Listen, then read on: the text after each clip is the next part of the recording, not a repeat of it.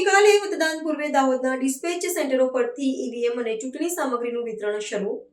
શાંતિપૂર્ણ મતદાન માટે ચુસ્ત બંદોબસ્ત ગોઠવાયો. દાહોદમાં 2026ની સ્થાનિક સ્વરાજ્યની અને નગરપાલિકાની ચૂંટણીઓ માટે વહીવટીતંત્ર દ્વારા અંતિમ તબક્કાની તૈયારીઓ સઘન બનાવવામાં આવી છે. આવતીકાલે 26 એપ્રિલના રોજ યોજાનારા મતદાનના પૂર્વે આજે 25 એપ્રિલના રોજ જિલ્લાના વિવિધ ડિસ્પેચ અને રિસીવિંગ સેન્ટરો પરથી ઈવીએમ મશીનો તેમજ ચૂંટણીલક્ષી આવશ્યક સામગ્રીના વિતરણની પ્રક્રિયા આયોજનબદ્ધ રીતે શરૂ કરવામાં આવી છે. આ કવાયતનો મુખ્ય ઉદ્દેશ્ય લોકશાહીના પર્વને સુચારુ અને પારદર્શક રીતે સંપન્ન કરવાનો છે.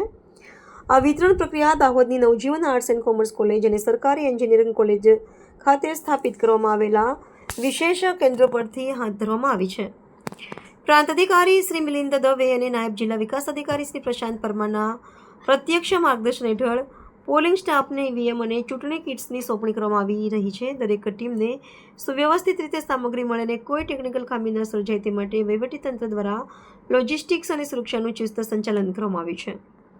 લોકશાહીના આ પર્વને ભયમુક્ત વાતાવરણમાં સંપન્ન કરવા માટે જિલ્લા વહીવટીતંત્ર સંપૂર્ણપણે કટિબદ્ધ જણાય છે.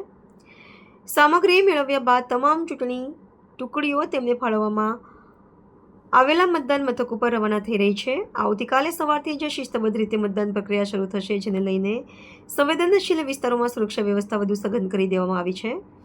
તંત્ર દ્વારા નાગરિકોને લોકશાહીના હિતમાં ઉત્સાહપૂર્વક મતાધિકારનો ઉપયોગ કરવા અને શાંતિ જાળવવા પણ અનુરોધ કરવામાં આવ્યો છે.